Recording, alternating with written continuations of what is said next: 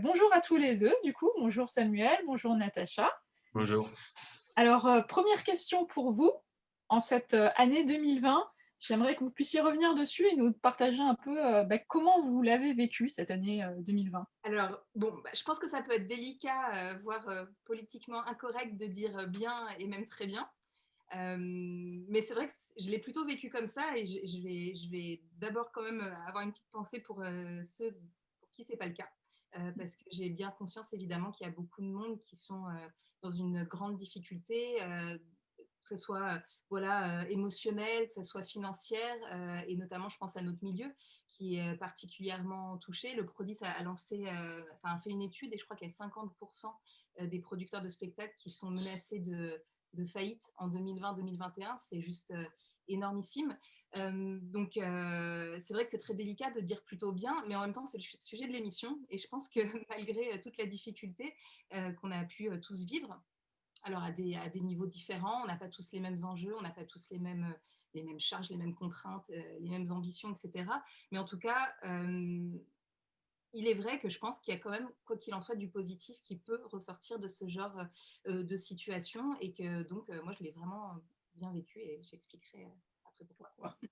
J'ai vécu 2020 en dents de scie sans arrêt. C'est-à-dire que, mais encore aujourd'hui, je sens, que je suis fragile, mais au même titre, que tout. C'est-à-dire que les collègues, que l'économie, que beaucoup de choses, on est fragilisé. Donc ça, c'est vrai. Je peux pas dire que je l'ai bien vécu dans le sens que j'ai eu des moments vraiment down, vraiment difficiles et puis des moments, par contre, d'euphorie, de créativité et on va en reparler aussi, de toujours, d'être constamment dans la résilience. Donc cette année, c'est une année, ouais, c'est une année en dents de scie. Maintenant, aussi comme le dit Natacha, on fait partie de ceux qui sont moins à plaindre aussi parce que justement on a pu créer des choses et rebondir. Donc c'est une année de très très grande créativité. Si on regarde le côté positif, outre les crises d'angoisse qui vont monter sans aucune raison en ce qui me concerne, si on met ça de côté, c'est une année de créativité.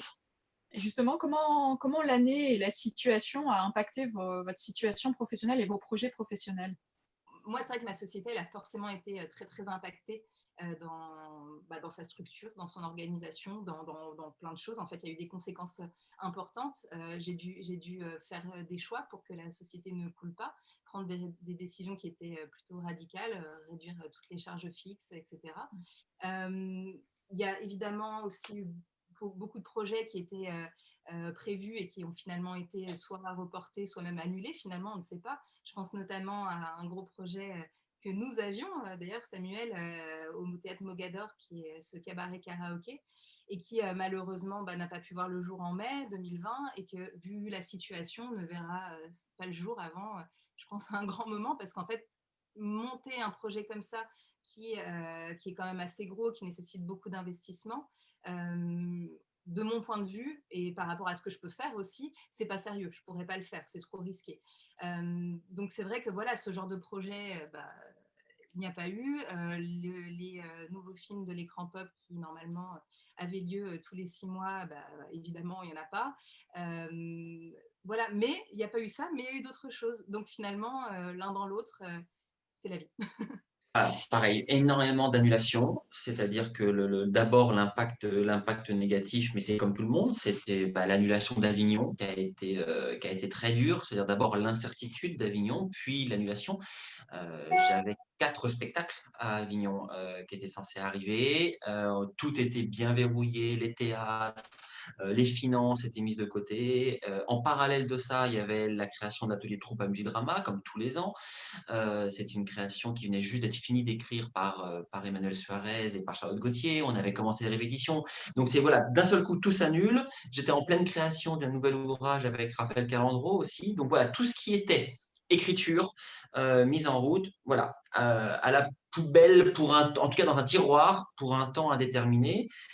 Et puis en parallèle, voilà, je sais aussi toutes les nouvelles créations et les nouveaux projets. Donc au jour d'aujourd'hui, rien de ce qui était prévu ne se fait comme prévu, mais il y a d'autres choses qui viennent compenser. Donc, c'est de la réactivité, c'est-à-dire que quand on arrivait à prévoir quelque chose un an à l'avance, c'était déjà incroyable avant. Aujourd'hui, quand on prévoit un mois et demi à l'avance, c'est dingue. Donc, on est sur une échelle d'un mois et on réagit comme ça.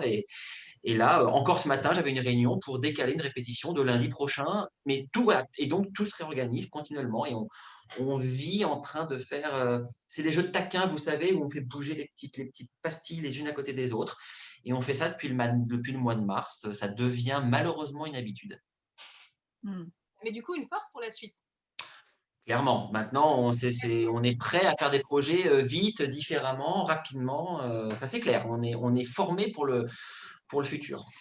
Quelque part, ça vous a fait aussi, d'un point de vue personnel et professionnel, monter en compétences, finalement, par rapport à la gestion d'entreprises culturelles ou à la création. On va sortir le poncif, on dit que ce qui ne tue pas rend plus fort. Et c'est vrai que de toute façon, même dans les difficultés et dans les moments difficiles, je parle d'un point de vue entrepreneurial. Natacha parlait des coûts fixes. Et en effet, il y a plein de structures qui vont bouger, il y a plein d'artistes qui pensent aussi à se reconvertir. Mais dans tous les cas, en fait, il faut, et ça c'est une question d'attitude personnelle, c'est la positive attitude dont on parle. Imaginez de quelle manière on apprend, de quelle manière, de toute façon, on va progresser. Et la première chose à se dire, et ça je le redirai même plusieurs fois s'il le faut pendant notre entretien, on a de la chance en France. Je voyage énormément avec Contact, encore plus avec Contact d'ailleurs qu'avant, donc je vois les collègues dans des dizaines de pays à travers le monde. Et à quel point on a une chance dans le système social français, dans le système d'aide français. On peut se plaindre, et quelque part on est français, donc on va se plaindre, mais on a beaucoup de chance. Et quand on voit que c'est 70% des musiciens new-yorkais qui sont en train d'anticiper leur reconversion parce que les métiers du spectacle sont considérés comme non viables et non essentiels, encore moins qu'ils le sont considérés en France, au moins réjouissons-nous d'avoir une certaine forme de garantie aujourd'hui et une certaine possibilité d'avancer dans des pays comme la France, mais d'autres pays qui continuent de travailler. L'Espagne, les théâtres sont ouverts. La Suisse et la Belgique continuent de se battre aussi face à des pays anglo-saxons qui respectent un peu moins le monde des arts et de la culture. Quand on parle de résilience, en fait, généralement, on parle de l'alliance de deux choses. C'est la capacité à gérer le stress et l'incertitude avec la capacité de rebond. Et en fait, ma question, elle va être simple, c'est vous êtes dans cette situation effectivement d'incertitude et de stress, vous apprenez que vos projets s'arrêtent ou du moins vous n'avez pas forcément de visibilité. Comment vous réagissez en tant que personne dans ces instants et qu'est-ce qui vous pousse à shake your junk, donc se bouger le popotin, je veux le dire comme ça, à vous mettre en action en fait? Alors justement, moi, cette incertitude, c'est ce qui m'a fait peur au début. Donc quand je dis au début, c'était vraiment en fait quand on était encore dans la rumeur de tout va fermer, les théâtres, les cinémas vont fermer et puis on va être peut-être confinés. Et c'était tellement inimaginable dans ma tête. Je me disais non, c'est pas possible que tout un pays s'arrête. Enfin voilà. Et donc cette perspective pardon, m'a stressée, m'a vraiment fait peur. Et là, je me suis vraiment imaginée pendant quelques jours mettre la clé sous la porte, voire même ne plus savoir comment payer mon loyer, devoir retourner chez mes parents. Enfin voilà, j'ai imaginé le truc vraiment cata quoi. Et puis finalement, c'est vraiment bizarre à dire, mais ce qui m'a libérée, c'est quand on a vraiment été confinés. Et là, je me suis dit, en fait, c'est plus entre mes mains, on n'y peut rien. Il n'y a plus d'incertitude. On a la certitude que la situation, elle est ce qu'elle est et qu'il va falloir maintenant trouver des solutions dans cette situation. Et à partir de là, en fait, je me suis servi quelque part de ma peur pour voilà, justement prendre les décisions radicales qui étaient nécessaires pour que les choses puissent perdurer, demander toutes les aides possibles et inimaginables, et puis ensuite passer au positif et commencer à créer, à penser à ce que j'allais pouvoir faire à partir de maintenant. Intéressant. Merci. Et Sam? Moi, la résilience, parce que c'est clairement le maître mot, et d'ailleurs c'était le maître mot lors de l'écriture de Contact. Contact est une pièce sur la résilience et autour de la résilience.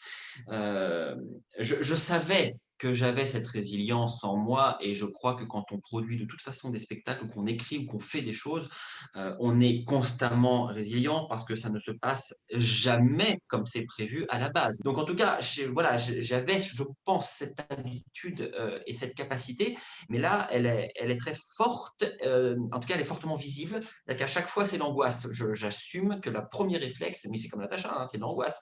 Le premier jour du confinement, en fait, les 2 jours qui ont précédé le confinement au mois de mars, c'était terrible. Je devais partir en résidence pour contretemps à Aix-en-Provence et on a senti 2 jours avant que ça allait pas se faire et devoir prendre une décision de maintenir ou annuler. Quelque part, j'étais content pour le confinement parce que j'avais plus le choix, il fallait annuler. Et il y a eu 48 heures d'angoisse absolue où j'ai dit jamais je ne ferai les cours Musidrama sur Zoom, jamais je ferai de chorale virtuelle mosaïque, jamais je ferai de projet 2.0, je vais attendre que le confinement s'arrête et on repartira comme avant. 48 heures de déni absolu. Et puis au bout de 48 heures, on se réveille et le besoin de faire est absolument le plus fort. C'est ça qui me fait réagir, le besoin de... C'est même pas créer, parce que là on est sur un art artistique, avant même créer, c'est faire, produire, agir, faire quelque chose. Voilà, mais c'est une nature. Par contre, faire sans sens, ça ne fonctionnera pas. Donc le troisième réflexe, en fait, le premier réflexe, c'est l'angoisse, le deuxième réflexe, c'est l'action. Sauf que voilà, moi, quand j'avais dit à tout le monde, je ne ferai pas de choses sur Zoom ou de chorale mosaïque, et puis derrière, il me dit, bah, en fait, il y a quelque chose qui est plus fort et on va le faire, mais il faut que ça ait un sens. Et faire quelque chose qui n'a pas de sens, pourquoi le faire? Et donc la résilience, pour moi, elle doit rimer avec le sens. Et à chaque fois, ça a été ça. Donc on a fait cette chorale mosaïque de Show Must Go On parce qu'elle avait ce sens de fédérer les équipes de Musidrama, de fédérer tous les chanteurs, les élèves, les musiciens autour d'un projet commun. Et ce n'était pas le sens de juste faire une chorale pour s'amuser, mais bien de fédérer. Puis il y a eu Contact, et là encore, on me propose des projets de concerts en streaming. J'ai toujours dit non, je ne le ferai pas parce que ce n'est pas le sens du spectacle.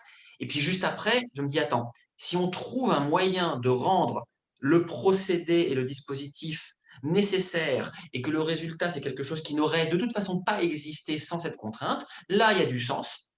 Donc là, je vais le faire. Et là, on est dans la résilience. Et c'est ce que je parlais d'art martial. On a une contrainte contre nous, on va la transformer et la transmuter, la métaboliser en quelque chose. Et ce besoin d'agir est tellement fort que je n'ai pas le choix. C'est ce que je ressens. Je n'ai pas le choix pour lutter contre mon angoisse. Alors, je me permets de rebondir sur cette notion d'action, en fait, de besoin d'agir. Donc, vous êtes en situation où vous avez envie d'agir. Comment vous arrivez à faire dire oui autour de vous à des gens qui ont plutôt envie de vous dire non? Des gens qui disent, alors en termes d'artistes, musiciens, comédiens, en ce moment c'est très facile parce qu'il y a tellement peu de travail que à peu près tout le monde dit oui, hein. En termes en fait, je pense que le besoin d'action, il est présent chez quand même tout le monde. Là où on a des non, c'est plutôt, en ce qui me concerne, au niveau institutionnel, au niveau des aides, au niveau de grosses structures qui évidemment ne veulent pas forcément s'embarquer sur les projets. Et puis bah, dans ce cas-là, on rebondit et je ne perds pas de temps avec les noms. Déjà qu'avant, j'avais une tendance à ne pas en perdre, mais là, j'insiste pas. J'ai un an d'un partenaire, et ben j'oriente directement. On n'a absolument pas le temps de s'encombrer en ce moment des soucis. Il y a suffisamment de soucis dans le terreau de base.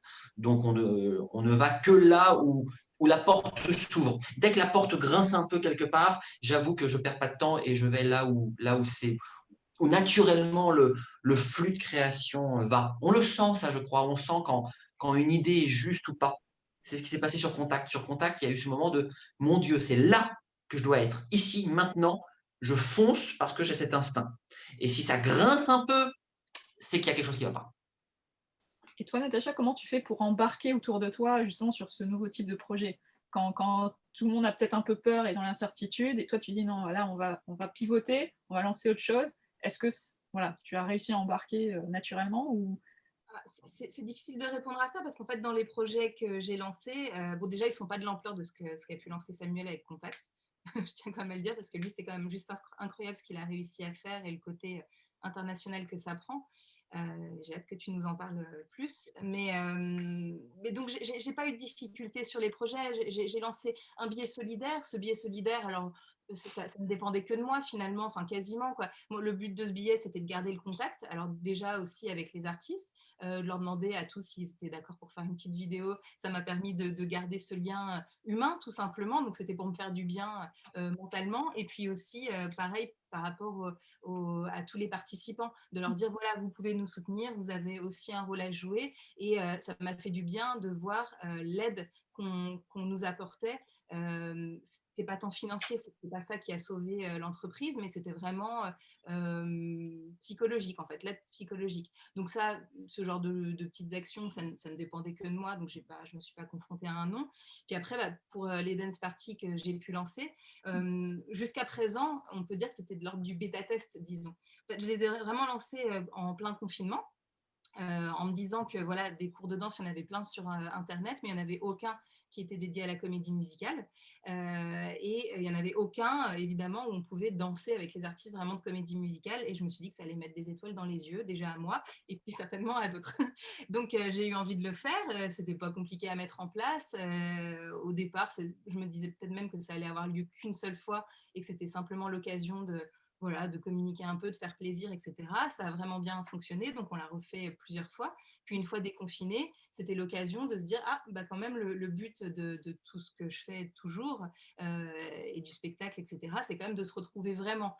C'est toujours mieux. Donc, du coup, ah, bah, si on se retrouvait en live, et où le faire, quel meilleur endroit que le Théâtre Mogador, qu'on avait raté au mois de mai, qu'on peut retrouver via ce biais-là, ben voilà, on va le faire au Théâtre Mogador. Donc on l'a fait effectivement en juillet, mais pareil, c'était juste 2 fois, 2 sessions, ça s'est très bien passé. C'est simplement que c'était l'été, après que j'ai eu la chance d'avoir une petite rentrée avec le cinéma karaoké, et que du coup, cette année, en fait, je suis pas pressée. C'est un peu mon mot d'ordre. Je profite vraiment de cette année aussi pour reposer les choses, me réorganiser, repenser ma marque, ma stratégie et tout ce que j'ai vraiment envie de faire. Et ces dance parties, j'ai vraiment envie de les faire. Et là, je suis en train de travailler pour les refaire de façon, avec plus d'ampleur, avec plus de thématiques, avec plus d'artistes, qui, pour le coup, pour rebondir à la question d'origine, m'ont évidemment tous dit oui. Déjà, ils ont tous envie de transmettre aussi leur passion, et puis ils sont tous disponibles en ce moment. Donc, ça, pour le coup, c'est pas très compliqué de les convaincre. Voilà, donc je sais pas si j'ai bien répondu à la question, mais j'ai pas eu de nom, voilà, et je pense que comme Samuel, si j'avais eu une grosse difficulté, on en a déjà tellement en ce moment que j'aurais passé mon chemin, et je vais vers des projets qui m'ouvrent les bras, on va dire. Et vous avez su communiquer en tout cas votre enthousiasme, votre énergie et vos idées comme quoi, voilà, on va avancer, on peut trouver des choses à faire, et ça, les gens vous ont suivi, donc bravo. Ouais, parce que je pense que tout le monde a envie d'avancer dans la mesure du possible, mais voilà, on a tous envie de faire des choses. Mais vous faites, petite parenthèse, mais c'est ce qu'on appelle le leadership, hein. C'est que vous, tous les deux, ça vous semble une évidence et tout le monde vous suit et vous pensez ne pas avoir tant de monde que ça, mais je pense que c'est parce que vous incarnez vos projets, vous transmettez cet enthousiasme, et c'est ce qui embarque les gens généralement, et vous vous en rendez peut-être pas compte, mais c'est pas une évidence pour tout le monde. Voilà, petite parenthèse fermée.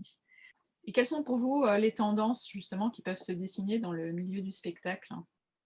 Et les réseaux sociaux ont troublé le rapport à la monétisation, à l'accès à la culture et au spectacle. Ce qui est un débat sans fin, parce que je ne suis pas en train de dire non plus qu'il faut forcément monétiser à tout prix l'accès à la culture, mais on a perdu énormément le rapport à la valeur d'un concert. Parce que si effectivement tout le monde peut se filmer avec sa webcam, son micro, et aujourd'hui faire du produit homemade, bah, c'est très bien en soi, mais on perd complètement le rapport au métier traditionnel tel qu'on le faisait. Et ce débat est loin d'être fini, et je n'en ai pas la réponse. C'est-à-dire que, par contre, je vois énormément de projets qui sont en train de fleurir, où les réseaux sociaux au sens large, c'est-à-dire que j'intègre maintenant Zoom, Teams, Skype Entreprise et les modèles de visio, font partie maintenant d'un processus créatif pour une nouvelle forme d'art. Et ça, c'est intéressant parce que ça nous force à créer des choses différemment. Mais il faut juste qu'on soit très attentif à ce que cette forme de création soit parallèle à une forme millénaire qui est celle d'artistes sur un plateau avec un rideau qui s'ouvre et des spectateurs assis dans des fauteuils. C'est-à-dire qu'il ne faut pas que ça, mais il faut bien qu'on ne confonde pas un rapport traditionnel théâtral qui est la réunion d'un spectateur et d'un interprète et une nouvelle forme qui est basée sur le 2.0 et qui va permettre une autre forme de créativité. Il faut juste qu'on fasse attention de ne pas brouiller les cartes. Mais tout est bon au final, tant que c'est fait avec qualité et que ça produit du sens. Je pense que justement, pour parler un peu plus du virtuel, c'est quelque chose qui peut faire peur et qui est d'ailleurs l'antithèse vraiment du spectacle vivant, mais qui en vérité, s'il n'est pas pris comme un remplacement, disons, mais plutôt comme un complément, peut être quelque chose de vraiment intéressant et ça aura permis de développer euh, voilà, tout un pan de plein de choses auxquelles on n'aurait peut-être pas pensé ou pas pensé avant longtemps. Moi, je pense que, par exemple, un concert qu'on va voir ou comme on le voyait avant sur un Blu-ray, ok, on a un concert voilà, qu'on va voir sur un Blu-ray hein, bien tranquillement chez nous, bah, c'est une alternative, mais ça ne remplace pas le fait d'aller vivre vraiment avec d'autres personnes, d'aller ressentir la musique, d'aller voir l'artiste. En revanche, ça peut être une solution pour soit si le concert est complet, soit si le concert est beaucoup trop cher. Il y a des concerts, c'est pas accessible à tout le monde, ou alors si c'est beaucoup trop loin de chez nous. Et donc, à partir du moment où c'est un complément et que ça ne vient pas enlever la scène, parce que ça, c'est la chose primordiale à garder, évidemment, on fait du spectacle vivant. À partir de là, je pense que c'est vraiment une bonne chose. Et d'ailleurs, moi, avec les dance parties, c'est ce que je veux faire. C'est pas parce qu'on va pouvoir faire du live que je veux enlever l'aspect virtuel. Parce qu'en fait, il y a beaucoup de gens qui nous ont dit, je suis super contente de pouvoir vous rejoindre par Internet parce que, en fait, bah, j'habite, je sais pas moi, dans la Creuse et que donc le Théâtre Mogador, bah, je peux pas y aller. Je vais pas venir au Théâtre Mogador juste pour faire un cours de danse d'une heure. Donc, ils sont quand même avec nous de cette manière. Et à partir de là, ça n'enlève rien au fait de se retrouver. Et puis, c'est quand même un moyen de fédérer aussi et de se retrouver. Mais évidemment, l'humain ne sera jamais. Ça ne peut pas remplacer l'humain. Ça, je suis vraiment pleinement d'accord. Les tendances, elles, en effet, je rejoins Natacha dans le sens que ça, c'est génial de pouvoir offrir déjà à des spectateurs n'importe où dans le monde, c'est-à-dire que de démocratiser la culture, mais différemment, pas par rapport seulement au coût du billet ou à l'accessibilité. Là, on pense de manière complètement différente à la réunion d'êtres de manière virtuelle qui vient, je le répète, en parallélisme, ni en compensation, ni en remplacement, mais en parallélisme de quelque chose. Là, je travaille beaucoup sur des projets qui redéfinissent la notion de spectateur. Là encore, comme je disais, moi, j'ai besoin que les projets aient du sens, aient une forme de méta-théâtre. Contact fait partie de ce genre de projet où on redéfinit la place du spectateur. Là, je travaille sur un autre projet où le public en fait, se retrouve à être interactif et où la mosaïque Zoom se retrouve être le décor avec des comédiens qui viennent interagir avec les spectateurs. Et il y a énormément de nouveaux projets. Donc, de toute façon, le spectacle, la culture, l'art en général, parle de notre monde. Aujourd'hui, notre monde devient de plus en plus virtuel. Donc, de toute façon, nos créations, si elles doivent parler d'aujourd'hui, doivent parler de cette virtualité, soit en l'utilisant, soit en la défendant, soit en la dénonçant, soit les trois à la fois. Et c'est ça qui est le plus éclatant, c'est les trois à la fois. Merci bien. Alors maintenant, on va parler un peu plus de vous, parce que tout le monde ne vous connaît pas, vos projets passés et à venir. Donc on va commencer par toi, Natacha.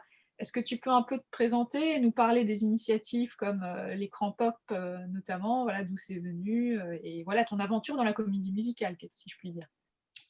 Oui, alors mon aventure dans la comédie musicale. Alors, moi, tout simplement, je pourrais dire que j'ai entrepris de vivre mes passions et d'en faire mon métier. Bon, comme plein de monde, comme certainement nous tous autour de ce rendez-vous.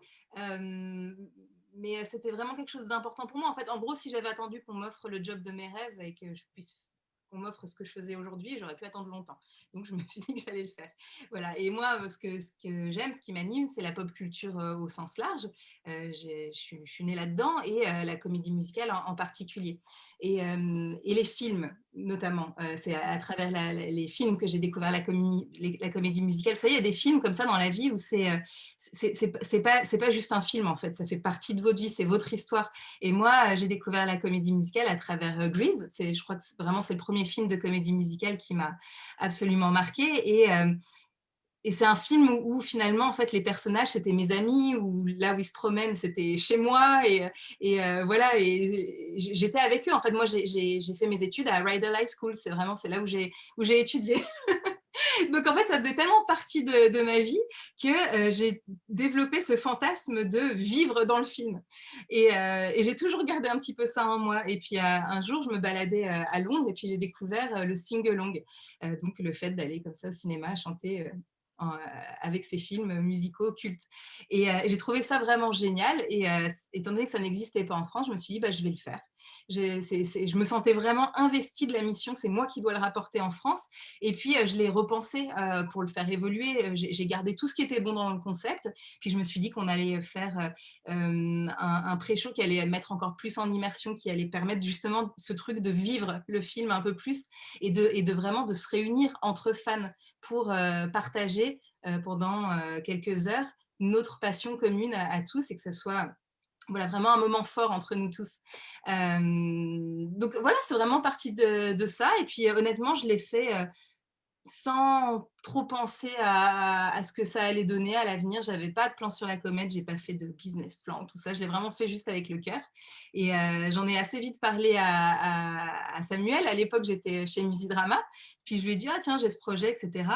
Et puis donc voilà, il a suivi vraiment le développement dès le début. Et je pense qu'il pourra le dire. En fait, j'avais pas de projection précise. Je ne savais pas si ça allait être super bien accueilli, moyennement accueilli.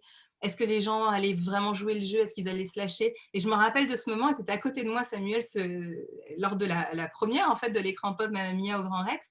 Et quand on a senti cette vague d'énergie qui était vraiment incroyable, qui était au-delà de toutes mes espérances, je me suis dit, bah, ouais, là, le pari, il est réussi. Et puis, en fait, les gens avaient besoin de ça. Ils en avaient besoin autant que moi. Moi, en fait, je me suis fait plaisir. J'ai organisé, en faisant l'écran pop, c'est vraiment, en fait, j'organise les soirées de mes rêves. Et voilà, mon job, c'est d'avoir à chaque nouvelle soirée 500 nouveaux potes qui viennent partager mon délire, en fait.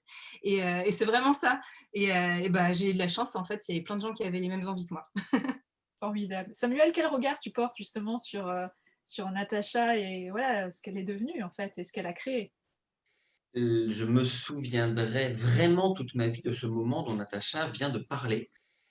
Toute initiative, elle est bonne. C'est-à-dire que quand Natacha est venue en me disant déjà j'ai un projet, à la base, c'est oui. C'est-à-dire qu'il y a un projet, donc allons-y. Et est-ce qu'il est viable? Est-ce qu'on pourra le faire? Oui, le Grand Rex est réservé. Bon, bah, dans ce cas-là, allons-y.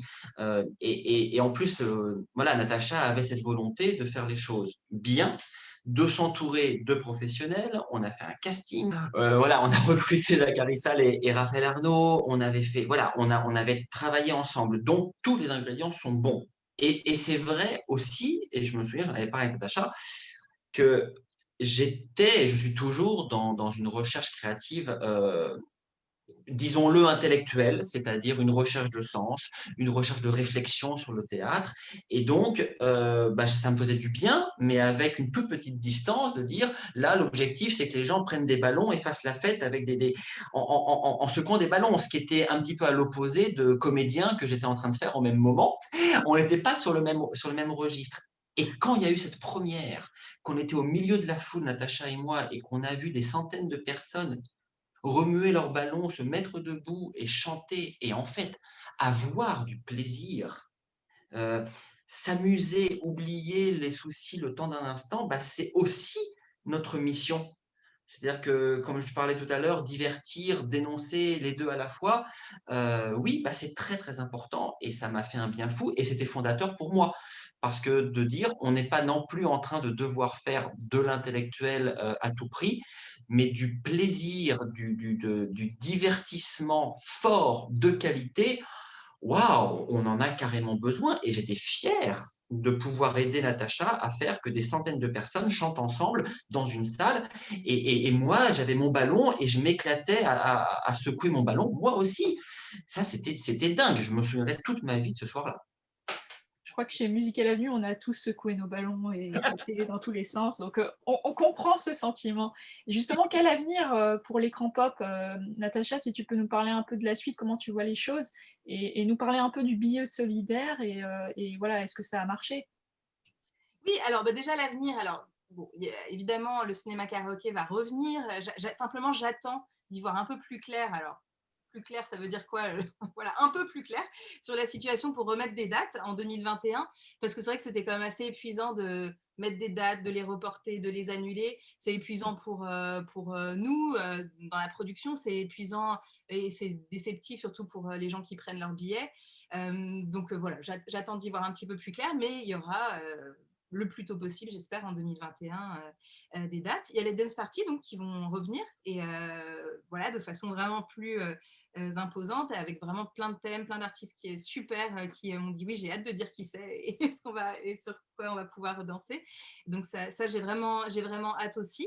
Voilà, sur 2021, honnêtement, l'année, à mon avis, n'étant déjà pas complète, c'est-à-dire que je ne pense pas qu'on va pouvoir démarrer en 2021. Je ne me mets pas non plus une pression monstre sur la création de nouvelles choses, etc., sorties des dance parties, qui sont quand même nouvelles, parce qu'encore une fois, jusqu'à présent, c'était plutôt du bêta-test, mais là, voilà, ça va changer. Si les conditions nous le permettent, on fera un nouveau film, mais quand? Ça, j'en sais rien. Donc, en tout cas, voilà, j'espère quand même qu'il y aura aussi un nouveau film à l'écran pop. Pareil, j'ai quelques pistes. Et si déjà, juste on arrive à remettre des dates, faire un nouveau film et faire les dance parties, déjà c'est une super année par rapport à ce qu'on a vécu. Ce serait déjà vraiment merveilleux.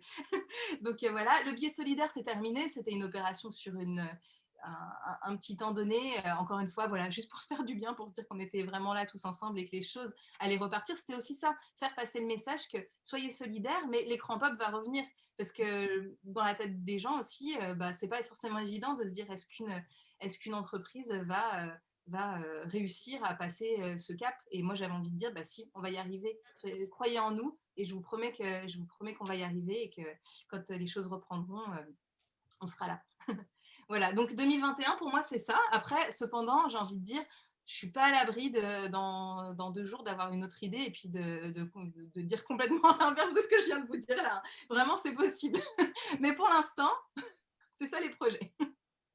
Sachant que sur 2020, du coup, tu as aussi une petite nouveauté dans ton background, c'est que maintenant tu es présentatrice télé Oui. Sur C8. Est-ce que tu peux nous en parler?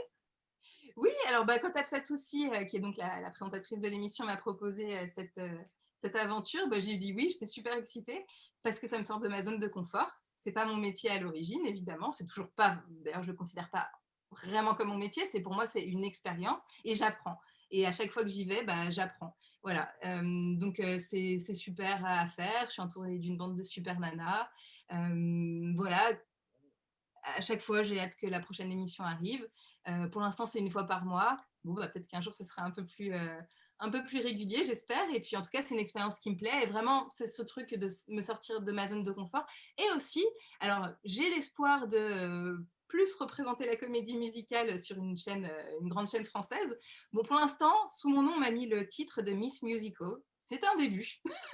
Mais j'ai pas vraiment eu l'occasion de parler de comédie musicale. Mais j'espère, je ne lâche pas l'affaire, j'espère que ça viendra. Donc l'émission, si je ne me trompe pas, donc c'est Touche pas à mon poste, elles refont la télé, c'est ça, hein? Tu peux nous en parler un peu sur le contenu, en fait Alors, pour l'instant, il n'y a eu que 2 émissions. Donc, vraiment, c'est une émission qui est encore toute jeune. Et c'est vrai qu'entre les 2 émissions, le contenu, il n'était pas tout à fait le même. Donc, voilà, on se cherche un petit peu. En tout cas, c'est une émission de femmes. Donc, l'idée, c'est pas de dire qu'on exclut les hommes. Au contraire, on leur donne la parole aussi, on les invite. Mais c'est vrai que c'est intéressant d'avoir aussi un point de vue féminin sur des sujets d'actualité. Donc, généralement, des sujets d'actualité qui ont été traités dans les médias. Parce que ça reste TPMP. Voilà, et puis on a plein de rubriques, des rubriques qui s'appellent Quoi de meuf, donc en gros c'est qu'est-ce qui se passe sur la planète des femmes précisément, voilà, des rubriques pour parler des choses positives, pour parler de ce qui nous révolte, Voilà, c'est une émission qui dure à peu près 1 heure et demie et pendant laquelle on est là pour débattre, pour donner nos avis, puis pour essayer d'être représentative de ce que d'autres personnes peuvent penser comme nous.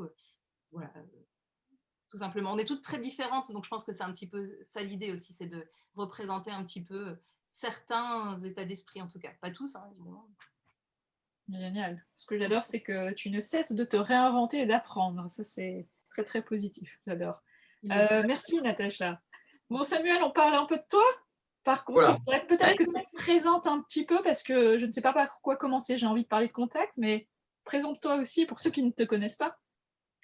Eh bien, moi, je suis une sorte de couteau suisse pluridisciplinaire, vu qu'à la base, si on passe, en fait, je suis le résultat d'une forme de maillage de plein de choses que j'ai eu la chance de faire jeune, c'est-à-dire qu'en parallèle d'études de maths, de mathématiques à haut niveau, où j'ai été prof de maths. En parallèle de ça, j'ai été très jeune pianiste de musique classique et très jeune chef d'orchestre.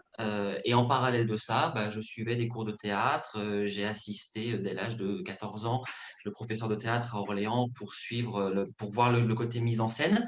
Et donc, je me suis retrouvé finalement à harmoniser dans ma vie mes bonheurs, mes joies, que sont en effet le côté scientifique et le côté management que je vais gérer d'une certaine manière, la musique et le théâtre. Donc, au tout début de ma carrière, c'était plutôt l'opéra, dans la production et la mise en scène et la direction d'orchestre. Et puis très vite, le monde du théâtre musical, qui était en plein développement au tout début des années 2000 en France, m'a appelé, je l'ai découvert, je ne le connaissais pas, j'étais vraiment un enfant de la musique classique. J'ai découvert le théâtre musical, j'ai aimé ça, et aujourd'hui, aujourd'hui, je vais partout où le théâtre a du sens. Je pense être d'abord un homme de théâtre, en fait. C'est-à-dire que ce qui me plaît, c'est de créer du sens entre cette réunion entre un spectateur et un interprète. Que ce soit dans le théâtre pur, le théâtre parlé, l'expérience théâtrale, artistique. Voilà, c'est ce qui me plaît. Donc, je vais être producteur, metteur en scène, auteur, co-auteur, concepteur. Et puis, quand la musique a sa place dedans, je suis heureux d'y mettre de la musique, soit en tant que metteur en scène, soit en tant que chef d'orchestre. Et c'est le projet qui, quelque part, me guide et me dit la place où je serai le mieux. Je ne peux pas me définir en fonction d'un métier, je me définis en fonction d'un genre qui est le spectacle vivant. Et à l'intérieur de cet énorme scope qu'est le spectacle vivant, je vais assumer telle ou telle fonction suivant le projet. Et Voilà. en cette année 2020, donc il y a Contact, ce grand succès. Est-ce que tu peux nous en parler un petit peu? Alors oui, Contact qui a été écrit pendant le confinement, c'est-à-dire que c'est Gabrielle Jourdain, qui est productrice exécutive, directrice de production par ailleurs, qui m'a contacté. Et je la connais depuis très longtemps, Gabrielle. Et vu qu'en plus, on parle de ça, c'est la fille d'Isabelle Huchette, qui est comédien ou de l'homme de Schrödinger. Donc voilà, on est tous connectés. Et Gabrielle m'a appelé un jour, pendant le confinement, en me disant, mais il faut qu'on fasse quelque chose. En fait, il faut absolument qu'on trouve la solution de produire une œuvre théâtrale, d'offrir du théâtre au public, alors qu'on sait très bien qu'on va déconfiner début juin, mais que les théâtres ne seront pas ouverts. Donc ça veut dire qu'il faut qu'on soit dans la rue. Quand on va déconfiner, il va falloir qu'on soit maximum 10 personnes. On ne pourra pas se rassembler à plus de 10. Donc il faut que ce soit du théâtre conçu pour un comédien et 9 spectateurs ou 2 comédiens et 8 spectateurs. Ok, très bien. Les contraintes sanitaires font qu'on ne pourra pas se passer de matériel, qu'on ne pourra pas créer d'attroupement. Donc, ça veut dire qu'il va falloir qu'on crée une application pour que les gens utilisent leur propre smartphone, leur propre casque. En fait, on a listé toutes ces contraintes sanitaires en disant, allez, on prend toutes les contraintes et on trouve la forme théâtrale qui nous permet, dès le déconfinement arrivé, de faire quelque chose. Et là, j'ai senti, voilà, on en a parlé, et j'ai fait, mais quelle bonne idée que d'avoir des comédiens dans l'espace public, qu'on puisse entendre leurs pensées via une application qui va tous nous synchroniser, spectateurs et comédiens ensemble, et on va les suivre dans les rues de Paris. Et seules les personnes qui ont accès au flux sonore vont savoir qu'il y a une performance théâtrale. Pour l'ensemble des passants, c'est complètement invisible. Et on va devoir écrire une pièce sur mesure en fonction de ces contraintes sanitaires. Avec Gabriel, on s'est dit, mon Dieu, c'est une excellente idée.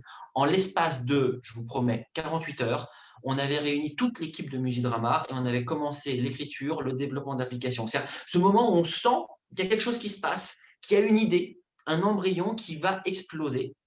On a tout de suite pensé la communication avec le community management, avec Nathalie Robin, on a tout de suite pensé la presse avec Stéphane Letellier. On a mis tout le monde et puis c'était parti. Et en l'espace de 3 semaines, on n'a jamais fait ça aussi vite. Sur Zoom, on travaillait sur Zoom et en l'espace de 3 semaines, on avait fait le texte, la musique, l'application, la com et on était prêt à jouer pendant le déconfinement. On a répété 3 jours avec les comédiens, Jacques Verzier et Inès Amoura et on a créé. Et bam. Et c'était… on n'a pas réfléchi sur le moment, on ne s'est pas dit on fait quelque chose de particulier, on a juste dit on fait avec ce qu'on peut faire.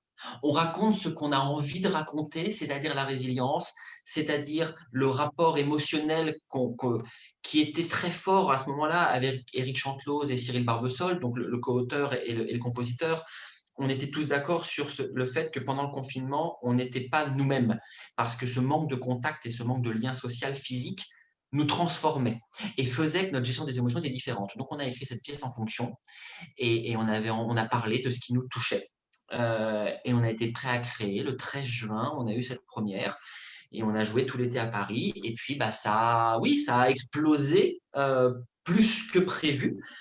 On savait qu'on tenait quelque chose. On savait qu'il y avait une étincelle derrière ce projet. Et quand on a commencé avec Mathilde Moulin et Katie Lipson à penser à la version anglaise, là, ça a encore pris d'énormes proportions. Et donc, voilà, aujourd'hui, Contact, c'est une pièce internationale. C'est une vraie fierté d'avoir ce produit culturel, artistique qui financièrement reste c'est de la micro-économie, mais c'est déjà une trentaine de comédiens qui ont joué Contact à travers le monde. Donc, on a joué à Londres, on a joué à Bruxelles, on a joué à Rome, on a joué à Paris, Vichy, Le Mans. La semaine prochaine, je pars en Suède pour répéter avec des comédiens suédois qui ouvriront fin décembre. Parce que même si la Suède, là, hier, a annoncé qu'ils ne pouvaient plus se réunir. Donc, c'est pas grave, on va répéter quand même et ils créeront le jour où ils pourront. Rome a arrêté au bout de 2 semaines, mais ils reprendront dès qu'ils pourront réouvrir.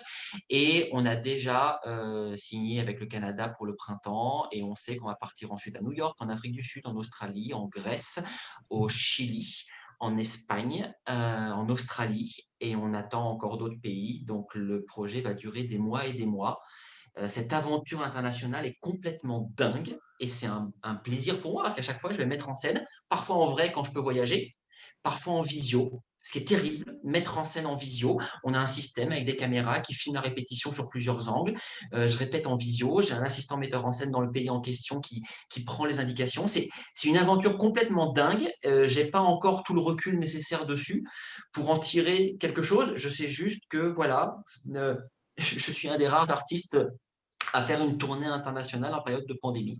Et j'en suis très fier. Et voilà, le projet parle, le projet fait du bien, le projet répond à une contrainte aujourd'hui qui fait qu'en effet, c'est un spectacle qui se joue en plein air, qui peut s'adapter, qui peut avoir le nombre de spectateurs variable entre 10 et 20. On peut ouvrir, on peut fermer, on peut changer d'endroit.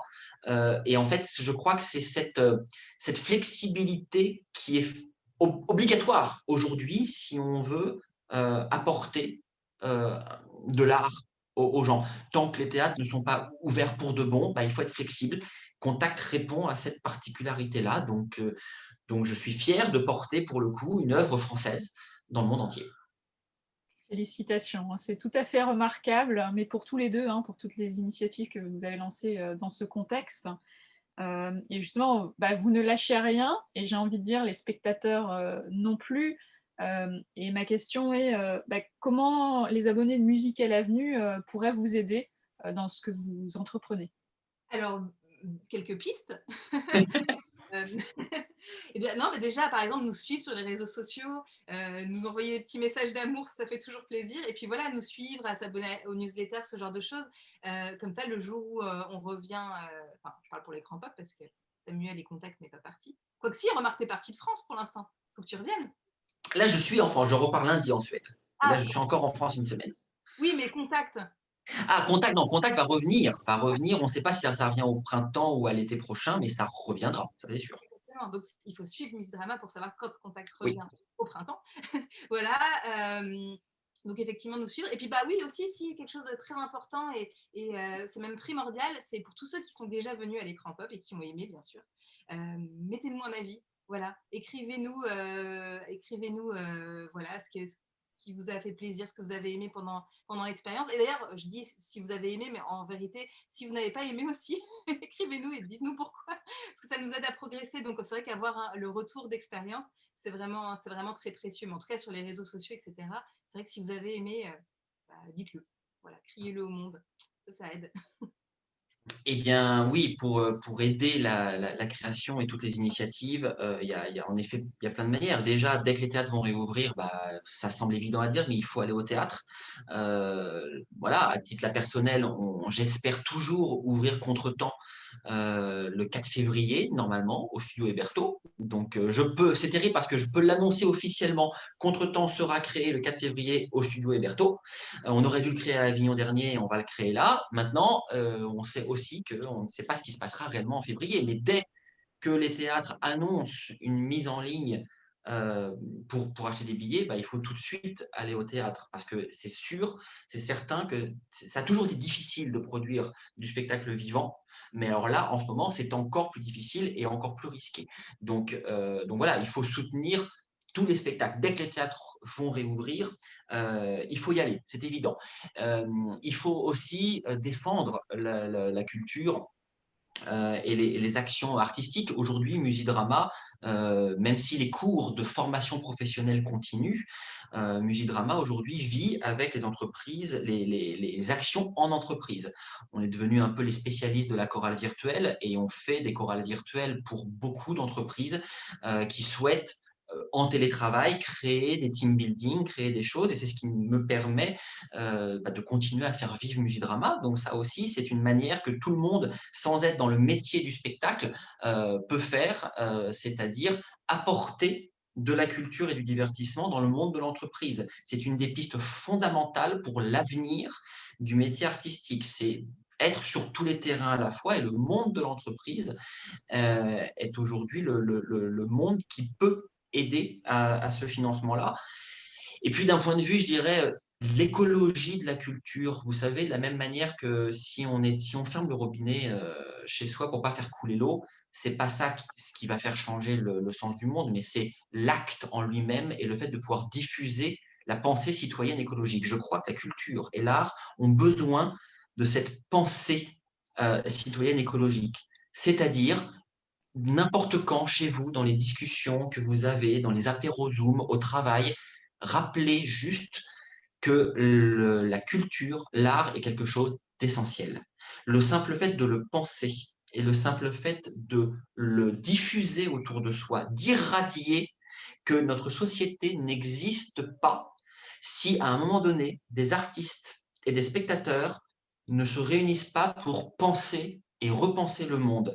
Si ça, on le perd et les gouvernements semblent oublier que c'est nécessaire et vital, là, la société ira mal. Donc en fait, il suffit juste de transpirer la culture et d'en parler, de l'irradier.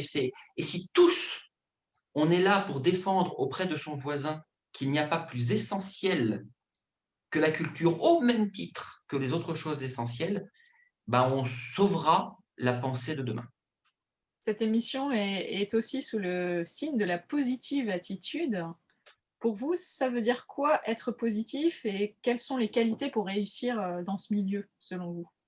Je pense que dans toute situation, n'importe laquelle, il y a toujours des difficultés. Ça n'existe pas de créer et de ne pas avoir de difficultés. Ça n'existe pas en fait de faire des choses et de ne pas rencontrer de difficultés.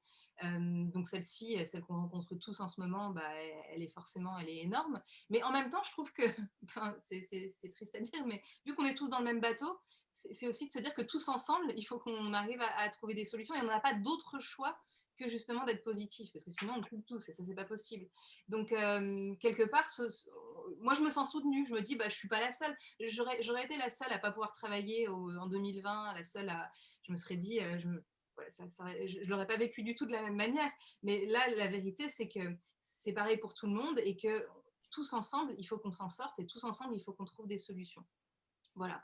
Et quelles sont les qualités? Oui, c'est tout ce dont on parle depuis le début, je pense. C'est effectivement cette résilience et puis cette volonté. Il ne faut pas oublier en fait pourquoi on fait tout ça. C'est remettre l'amour, notre passion dans tout ça. Et je pense qu'à partir du moment où on remet ça au cœur de toutes nos actions, et ben, on a encore envie de faire les choses, malgré toutes les embûches qu'on va trouver.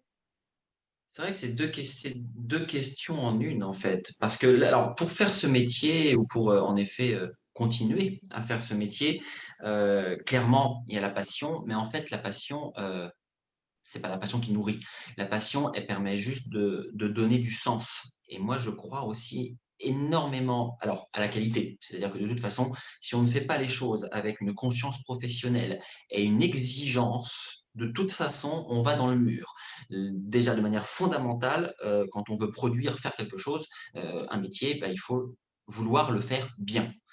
Et il faut avoir une vision, il faut y donner du sens, hein. Je me répète depuis le début de cet entretien, mais moi j'y crois fondamentalement, c'est-à-dire se poser des questions de pourquoi on le fait, qu'est-ce qu'on veut raconter, quelle pierre on veut apporter à l'édifice social, que ce soit la micro-société d'un théâtre ou la société plus globale, donner du sens à ce qu'on fait, avoir un regard sur ce qu'on fait est, je crois, de plus en plus important. Donc, pluridisciplinarité, exigence, passion et sens. Et quant à la question, c'est quoi être positif? Je dois dire, Stéphanie, que en fait, c'est pour ça que j'ai laissé Natacha répondre en premier, pour le coup, pas par galanterie, mais parce que je n'avais pas la réponse. Parce qu'en fait, et là, j'essaye d'en faire une. Néanmoins, parce que je ne sais pas à la base, moi, ce que c'est être positif. Je ne saurais pas si je peux me définir comme quelqu'un de positif. Je vais poser la question à mes équipes dès ce soir, parce que je crois que je suis pessimiste, je suis grognon. Mon équipe m'appelle le hamster parce que je fais la tête très vite, je boude énormément. Je ne suis pas positif de base, mais je produis constamment. Donc en fait, je suis constamment en réaction à quelque chose qui n'est pas bon. Et c'est en pensant ça, là, pendant que Natacha parlait, je me suis dit, mais en fait, c'est ça, je crois qu'au fond de nous, on est tous positifs et on est tous à chercher la joie de base. On est né pour être des machines à joie. Et que quelque part, il y a des névroses qui arrivent, il y a des peurs qui arrivent, il y a des émotions négatives, il y a des murs qu'on se prend dans la tronche et qui nous empêchent de l'être. Et qu'être positif, c'est peut-être juste parvenir à évacuer la peur de nous et la colère et la tristesse et les émotions négatives et se retrouver soi-même. Et en tout cas, c'est le process que je fais. Et si je donne une image positive, c'est parce que je lutte contre les émotions négatives et que je reviens juste à être moi-même. C'est la seule réponse que je vais réussir à te donner ce soir. C'est beau, j'adore, je n'ai rien à rajouter. Merci à tous les deux. Une autre question pour vous. Quel conseil auriez-vous à donner à quelqu'un qui a envie de se lancer dans la comédie musicale? Travail. Exigence absolue. C'est pas un hasard si on parle du triple threat, la comédie musicale, c'est 3 disciplines dans l'idéal. C'est un métier difficile, c'est un art difficile et c'est un art qui est encore mal aimé. Et pour qu'il soit aimé en France, il faut qu'il soit exigeant et qu'il soit réfléchi. On est dans un pays où il faut qu'il y ait du sens derrière les choses. Je vais encore me répéter, mais donc il ne faut pas faire de la comédie musicale juste parce que c'est rigolo. Il faut faire de la comédie musicale et du spectacle musical parce que c'est un art pluridisciplinaire qui ouvre en même temps le cerveau et le cœur. Donc pour tous ceux qui veulent en faire, travailler, on a besoin d'exigence et pensez votre art. Voilà, ça c'est mon conseil. Et c'est vrai que si c'est un artiste qui veut se lancer dans ce domaine, je dirais quand même en ce moment s'armer de patience et ne pas oublier que le monde a besoin d'eux, contrairement à ce qu'on voudrait leur faire croire. Voilà. Et si c'est pour le coup plutôt un entrepreneur qui veut se lancer aussi dans cet univers, je dirais quand même qu'en ce moment, c'est d'être très flexible et comme tu le disais tout à l'heure, Samuel, de penser son projet en se disant que si c'est maintenant, tant mieux. Si c'est dans 2 mois, c'est pas grave. Ça ne le remet pas en cause. Alors, de quoi êtes-vous le plus fier depuis que vous êtes lancé professionnellement? Hmm. Alors, moi, je peux parler facilement, en fait, je crois, de ce que je suis la plus fière parce que ça me semble assez évident. Alors déjà, à l'origine, enfin, l'écran Bob a 3 ans, donc avant, je ne faisais pas ça. Donc ça veut dire qu'avant, je ne vivais pas de ma passion. J'aimais mon métier, mais vraiment pas de la même manière. Là, vraiment, je me suis créé mon dream job. Et ce qui me rend le plus fière, bah, c'est déjà ça, la liberté que je me suis accordée. Le plaisir que je mets dans ma vie au quotidien, ça c'est pour parler de moi, et vraiment la chose dont je suis le plus fière, c'est que je crois qu'en fait j'ai rendu des gens heureux. Euh, Même si c'est pendant le temps d'une soirée, je pense que cette joie qu'on vit pendant cette soirée, elle nous suit pendant quelques jours et puis on y repense, puis peut-être qu'on a des fois envie d'y revenir, mais en tout cas, ça apporte du bonheur et c'est vraiment une parenthèse, une douce parenthèse dans une vie. Donc ça, j'en suis très très fière parce que je sais que ça fait du bien aux gens. C'est oui, c'est pas facile non plus comme question en vrai, parce que la première réponse un peu égotique, elle est qu'en effet, je suis fier aujourd'hui de ne plus avoir à cacher, comme j'ai dû le faire pendant des années, le fait d'avoir plusieurs métiers. Être chef d'orchestre et metteur en scène, ça a été une époque où j'avais des CV différents, des pseudos différents même à une époque, parce que c'est pas facile d'assumer une pluridisciplinarité et que je pense être arrivé à un moment où je suis suffisamment respecté dans les deux carrières pour pouvoir l'assumer. Donc ça, c'est une vraie fierté de ne pas avoir à cacher une partie de mon spectre professionnel. Donc ça, c'était la fierté égotique. Euh, mais la fierté plus nourrissante, en fait, parce que cette fierté égotique, elle nourrit pas son homme dans l'énergie de faire. Non, la fierté, elle rejoint celle de Natacha. C'est waouh, j'ai la liberté aujourd'hui de pouvoir créer une pièce parce que ma compagnie a tout simplement la possibilité et les moyens, parce qu'il y a une équipe autour de moi, parce qu'il y a aujourd'hui des finances qui permettent bah, on décide de faire contact, et ben on y va, sans aucune aide, sans aucune subvention. Waouh, quelle fierté de pouvoir avoir la liberté de produire quelque chose. Alors, je ne peux pas encore produire un ouvrage à 40 personnes au Palais des Sports, mais je peux quand même produire les œuvres que j'ai envie d'écrire aujourd'hui. Mais il me faut mon équipe pour me le rappeler, ça. C'était le soir de la première à Londres. Il y avait une tablée avec 20 personnes. Et il a fallu que la dramaturge du projet Contact me donne un petit coup de coude et me dise, mais regarde, sans toutes ces initiatives, il n'y aurait pas ces 20 personnes qui peuvent travailler. Quand on a fait le photoshoot de Contact à Londres, à un moment donné, on demandait aux comédiens de sourire. Et en fait, tous les comédiens se sont mis à chanter « We have jobs, we have jobs » sur les quais de la Tamise. Waouh, quelle fierté de dire bah, aujourd'hui, on peut faire et on peut donner du travail à des gens. Et ça, c'est vraiment une fierté nourrissante de dire qu'on fait les choses pour donner du travail à des gens et donner du plaisir à des spectateurs. Et pour terminer, en musique, quel est le top 3 de vos musiques du moment qui vous donne le peps et que vous avez envie de partager à nos abonnés de Musique à l'avenue?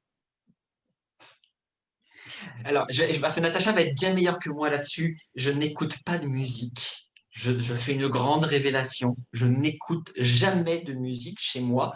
Je n'écoute que les musiques au moment où je travaille. C'est terrible. Donc voilà, je connais plein de trucs, mais en vrai, je ne mets pas la musique chez moi pour me mettre du peps. Par contre, il y a une musique qui me tourne en boucle. Depuis 10 jours, il y a eu la vidéo des Londoniens, d'artistes du West End qui ont fait cette vidéo qui m'a donné de l'énergie de eux en train de danser, de courir devant tous les théâtres fermés du West End sur la musique de Greatest Showman, sur From Now On.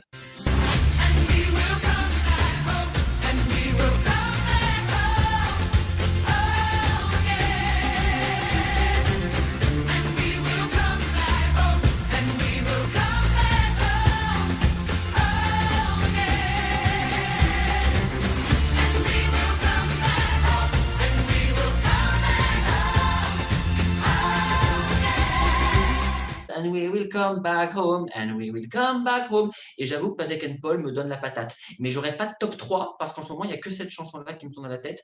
Et le moins possible, j'écoute de musique, le plus je me repose en ce moment. Donc en fait, je suis désolé, je suis pas la bonne personne pour ça.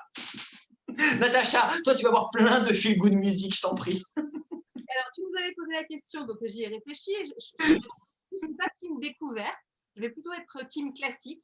Et alors, mon top 3, ça va être Don't Stop Me Now. Don't stop me now. I don't mean to, it's just that I need to add. Don't stop me, 'cause I'm having a good time. Having a good time. I'm a superstar, leaping through the sky. Like a tiger. Ok, We Will Rock You, parce que c'est juste irrésistible, puis je trouve que c'est un bon message en ce moment. La deuxième, c'est Dancing Queen, Mamma Mia. You are the dancing queen, young and sweet, only 17. Dancing queen, feel the beat from the tambourine. Oh, yeah. Notamment par rapport aussi à l'anecdote que j'ai racontée tout à l'heure, parce que voilà, quand j'y pense, j'ai ce moment en tête et que ça me donne une énergie incroyable. Je me dis, on peut le faire, on va encore le faire, voilà. Et la dernière, c'est I Believe, de The Book of Mormon. I believe that God has a plan for all of us. I believe that plan involves me getting my own planet. And I believe that the current president of the church, Thomas Monson, speaks directly to God. I am a Mormon, and dang it, a Mormon just believes. Juste parce que ça me fait trop marrer. Et que, voilà, même quand parfois ça semble absurde de croire, faut continuer de croire. Merci beaucoup en tout cas. Génial. Merci à tous les deux en tout cas. Hein. C'était vraiment chouette. Enfin, moi, vous m'avez donné la patate, un truc de malade. Et Margot? Oui, je confirme. Honnêtement, franchement, j'ai pris quelques notes parce que je pense que vous avez soulevé quelque chose de vraiment fort en partageant votre expérience. Vous avez tous les deux eu un espèce de process que j'ai noté et dans lequel je pense beaucoup d'entre nous, de nos lecteurs et au-delà, peuvent se retrouver. C'est que par rapport à cette année qui a été difficile, vous avez vécu ces angoisses. Vous avez tous les deux eu ce cirque-là, parce qu'on pourrait dire, non mais il y a des gens, ils sont positifs, c'est comme ça, voilà, c'est dans leur nature, etc. Ou ils ont de la chance, ou ils ont d'autres circonstances, ils ne vivent pas la même chose que nous. Mais non, vous avez aussi vécu les pires angoisses, celle de se dire où on va, qu'est-ce qui se passe. Et vous avez tous les deux passé par une étape qui, je pense, a déclenché peut-être tout dans vos personnalités, c'est que vous avez aussi accepté le lâcher-prise. Voilà, on accepte qu'il y a des choses qu'on ne va pas contrôler. On ne cherche pas à aller contre. Qu'est-ce qu'on peut contrôler, par contre, dans ces circonstances? Et en se posant cette question, vous avez répondu à comment on peut s'adapter. Et vous avez répondu du coup à votre besoin de faire, je cite Samuel, ce truc au fond de vous. Vous avez saisi une idée, donc les dance parties, le billet solidaire, le contact, etc. Et vous avez agi tout de suite sans réfléchir et en emmenant tout le monde derrière vous. C'est un process qui peut-être pour vous, comme disait Stéphanie, vous est naturel, mais ça ne l'est pas, je pense, pour tout le monde. Par contre, l'entendre comme ça, le raconter de votre part et avec vos propres mots, je pense que c'est pour nos visiteurs et autres quelque chose qu'ils peuvent comprendre qui est à la portée de tous, en fait, finalement, que ce n'est pas de la magie et que c'est un processus interne avec ses propres pensées et ce process est faisable. Lifewood's attitude, quelque part, voilà, elle aussi a eu exactement le même cercle. Et en tout cas, donc bravo, merci, parce que ça fait du bien à entendre, vraiment. Très inspirant. Merci à vous. You know we're right, we're positive. En fait, c'est un gars qui boot et il va raccrocher et il va faire la gueule après.